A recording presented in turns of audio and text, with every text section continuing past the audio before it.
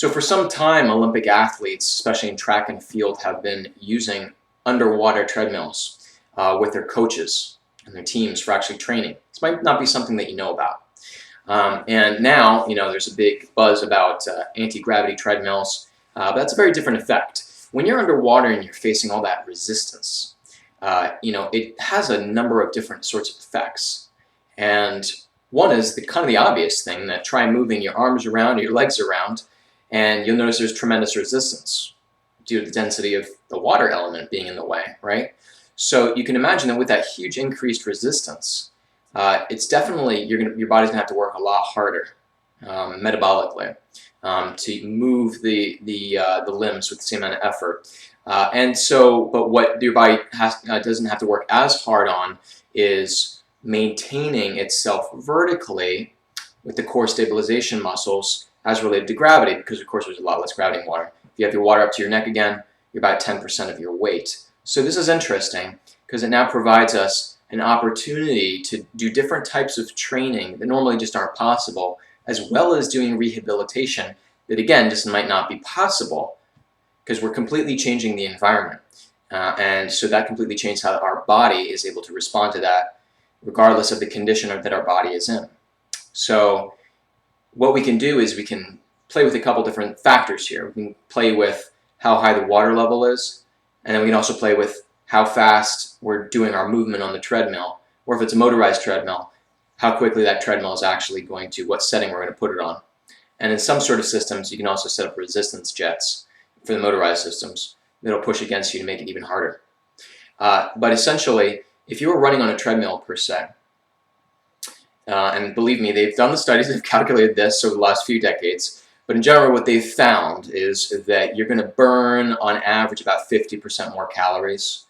It's something like, let's say, if you're on the treadmill for, I think it was 20 minutes or something like that, let's say you're going to burn 160 calories, what you'd see is actually 320, something like that,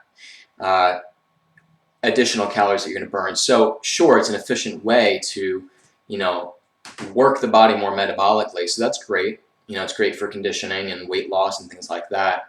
But also, because there's additional resistance and it's evenly balanced across the whole body, everywhere.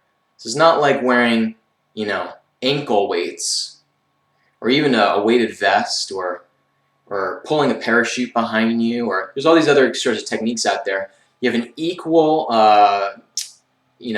movement of water around you, so the resistance is really coming at your body from all angles. This is important because you want to make sure that all that resistance and additional load on the joints is going to be balanced, and it's going to work on you functionally. So we don't need to know the science of water per se. We just know that water works when we put the body in this environment and train. If you're really looking to, if you're looking for the next performance kind of increase in competitive sort of fashion, or just really looking to push yourself cardiovascularly, etc., what you're going to do is you're actually just going to use the treadmill, be it motorized or portable one, in more shallow water. So this increases your weight a little bit, which allows you to have a little bit more control and capacity to basically run faster, to do your movements faster. So doing it up to like just below the chest line is a good one. It's just kind of somewhere around there, wherever you feel like you can be most comfortable to sprint or just to move really quickly. And you're going to move your arms and everything through the water, the whole body. This is very intense when I was doing it. I was out of breath in like, it made me feel really out of shape basically. But that's completely normal. I mean, it's a very, very different environment than not really having any resistance in the air. Very, very different sort of situation. But that's pretty much it for now. If you want to get more into the science of it, how it can actually really greatly alter your gait, if you're familiar with that term, G-A-I-T.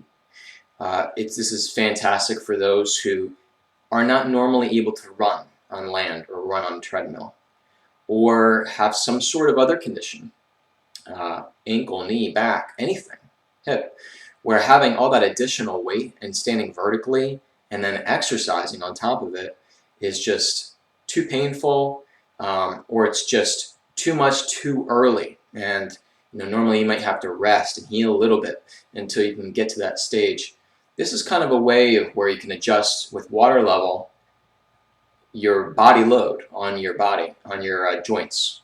And so you can really kind of control what you need based on your condition. And do a lot of things again.